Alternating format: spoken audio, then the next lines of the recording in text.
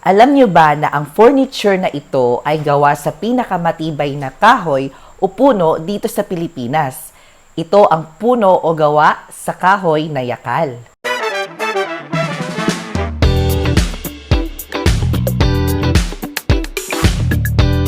Sa video nga na ito ay isi-share ko sa inyo mga ka-jungle kung ano ang magandang furniture para sa ating bahay. Magandang investment at anong pinakamatibay na furniture na gawa sa kahoy. Hello everyone! Kung bago ka po sa ating YouTube channel, don't forget to subscribe and follow my Facebook page and also my TikTok. And subscribe to my YouTube channel and click the notification bell below for more updates sa ating Mark of the Jungle plants. So ngayon mga ka-jungle, nandito tayo sa bahay, hindi tayo nasa garden dahil i-share ko sa inyo ang bagong furniture namin.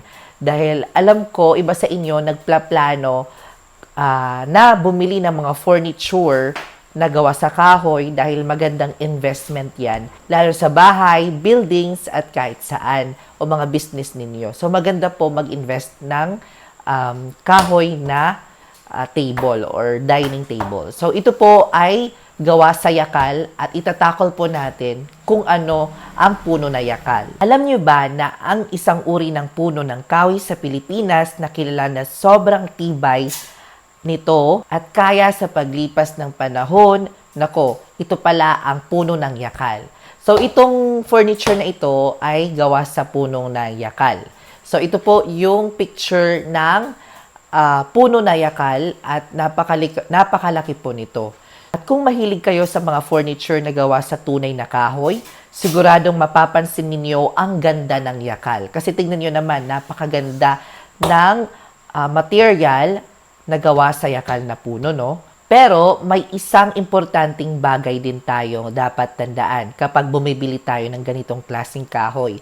Dapat may legal at responsible ang pinanggalingan nito. So, dapat may permit po ang binibili natin ng mga furniture para din for sustainability sa ating environment. So, itakal natin kung ano po ang puno na yakal. Puno na yakal ay isa sa katutubong puno ng kahoy sa Pilipinas na kabilang sa genus na tinatawag na Shorea. Kilala ito bilang isang matigas, mabigat at matibay na hardwood. Ibig sabihin, mabigat po siya. Kung inyo makikita, so, ang bigat-bigat po ito. Sobrang bigat po niya. Kahit, di ba, isa lang na upuan yung gawa, pero mabigat na po siya. So, hindi po kaya yung isang taong magbuhat. So, kailangan po ng katulong. Kasi nga, mabigat po siya. So, hardwood po siya dahil nga, ito po yung ginagawang pang-construction. So, ginagawa po siya sa mga poste na malalaki kasi nga ito po ay matibay na puno o matibay na kahoy sa Pilipinas. Kilala ito na matibay na matigas na puno at ginagawa din ito sa mga building ginagawa din itong material sa mga buildings at iba pang structure na kabilang doon sa mga touch of wood. Kung meron kayong mga bahay na gusto nyong mapaganda na merong touch of wood, so kabilang po ang yakal na kahoy dahil sobrang tibay niya. So, ayon sa ating pananaliksik, hindi po ito klaseng kahoy na madaling magdent o magasgas sa normal na paggamit. Kaya maganda po siya sa ating dining table, no? Kung kayo ay mag-i-invest ng kahoy, maganda po yung yakal. Dahil hindi po siya basta-basta nagagasgas. Kasi nga, matibay kasi siya. At isa rin sa dahilan kung bakit gustong-gustong gumawa ng mga furniture dahil kaya nitong tumagal ng maraming taon kapag maayos ang pagkagawa at pag-aalaga. So, yung yakal na puno po ay top 2 na pinaka-hardest wood sa buong Pilipinas. So, top 2 po siya na pinakamatibay. Akalain nyo, no? 'Di ba? So, mahirap po siya hanapin actually. So, it's a rare wood yung yakal. Pero sa ngayon, marami na po ang nagtatanim ng puno na yakal para mapalitan yung mga pinutol na puno para gawing furniture. Kaya yung iba, may mga business permit po yun. So maganda po mag-invest ng mga ganitong puno.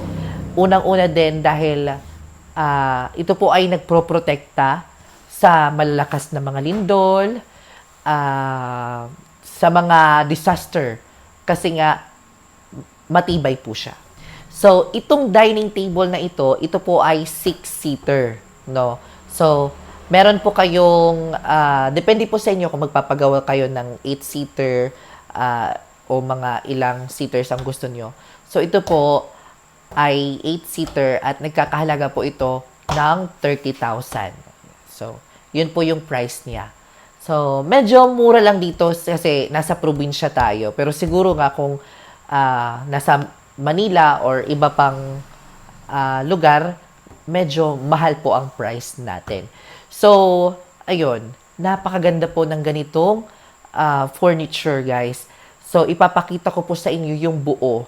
At kung nais nyo mag-order ng mga ganito, i-PM nyo lang po ang Facebook page ko at may contact person po ako kung gusto nyong mag-order ng mga ganitong table na gawa sa yakal. So, maganda po ang pagkakagawa kasi, yun, nag-customize lang ako ng design tapos ginawa nila. At okay naman, pasok sa banga ang design, di ba? Ang ganda-ganda. So, yung yakal kasi, yellow to golden yellow, yellow to golden yellow and golden brown. So, yan po yung kulay niya. So, kung kayo merong table, o meron kayong mga kahoy na ganito na matitibay, hindi nyo dapat babarnisan ng maple. Dapat natural lang para makikita niya po yung natural na kulay. Babahagi ko din mga ka-jungle ang benepisyo ng yakal. So ano naman ang mga dahilan kung bakit maganda ang yakal? So unang-una dito ay tibay. Ito ang pinaka-kilala na matibay na wood. Maganda gamitin sa furniture, kailangan at meron itong strength and stability. Pangalawa naman, long-lasting. Kapag maayos ang pagkatuyo o pagkagawa o finishing nitong material na ito, maaring tumagal at magtagal ang solid hardwood furniture. Hindi ito yung furniture na basta-basta itatapon lang, no? Kasi minsan meron tayong mga furniture na nabibili sa ibang naku, mabilis lang pala siya masira. Pero yung mga hardwood, talaga namang magandang investment yan. So, pangatlo naman, meron itong natural beauty. Walang dalawang perasong kahoy na eksaktong pareho ang pattern.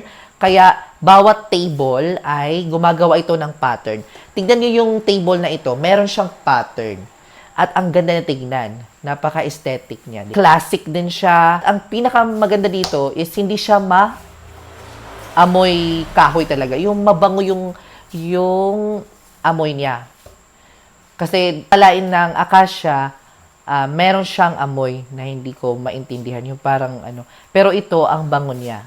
So, yan po yung pinagkaiba ng yakal. Yakal bilang investment. Kung bibili ka ng dining table, hindi lang dapat presyo ang titignan. So, tingnan natin ang construction, thickness, wood, quality ng pagkagawa, joints, moisture content, at finishing. So, tinitingnan natin yung quality ng woods. Kung ito po ay matagal na woods, hindi yung bago, tsaka titignan natin yung pagkagawa, like yung nasa mga joints ay malalaki, yung mga poste ay malalaki, so maganda po yung quality ng pagkagawa. So, yan. At ang kinaganda dito, makapal yung pagkagawa ng ating table. So, hindi po siya pocho-pocho lang na furniture, no? So, kahit sabihin natin na yakal ang isang table, kung hindi maayos ang pagkagawa, hindi ibig sabihin magiging perfect agad ito. So, kaya mahalaga rin marunong tayong magtanong sa seller kung solid ang yakal o hindi solid. Kasi merong gawa na furniture na sa ibabaw lang pala yung yakal at nasa ilalim ay karton, di ba? Parang baka ma-scam tayo. So, be mindful and be vigilant sa pagpipili ng ating mga furniture katulad ng kahoy na matitibay. So, baka mahal yung nabili nyo, pero hindi pala siya solid.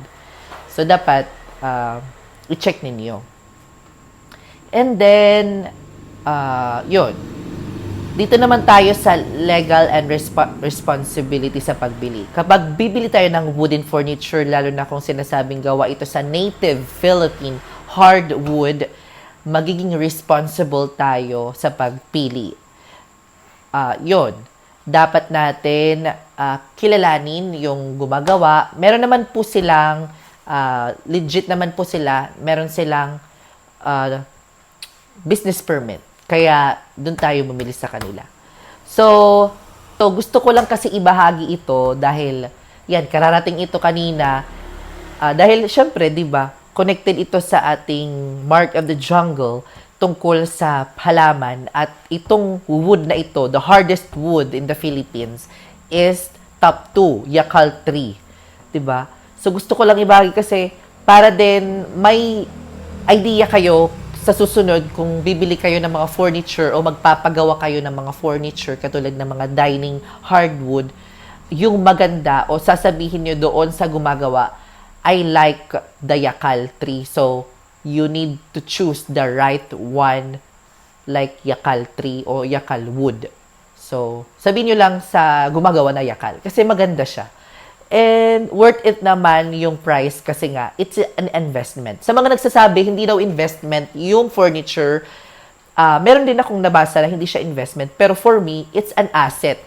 For example, marami kayong utang. 'Di ba? For example na lang, marami kayong utang. Tsaka hindi nyo na mababayaran. Basa ko kasi doon na pwede siyang maging collateral, yung ganito. Kasi nga, maganda po yung ganito, mga hardest wood. It's a nice investment. Tingnan nyo yung mga artista, vice ganda, sino pa ba yung mga magaganda yung mga bahay. Nag-i-invest sila ng magandang wood. Dahil maganda po yung investment na ganito. Pangalawa naman, pampaswerte daw yung wood. Kasi nga, it's a wood elements. According to Feng Shui, kapag may wood element sa loob ng ating bahay, di ba, kumakatok tayo kapag may malas.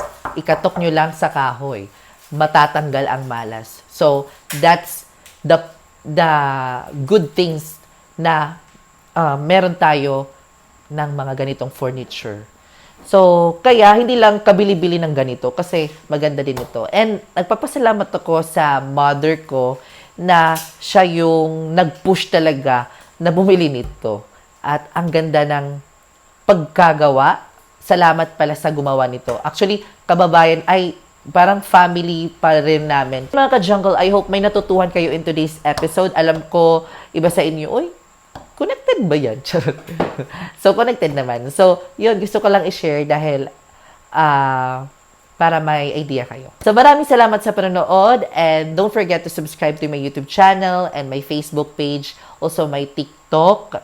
Yan, pwede din kayong mag-order sa ating mga other products. Meron tayong mga fertilizer and many more. So, maraming salamat and I will see you next episode because more plant, less stress.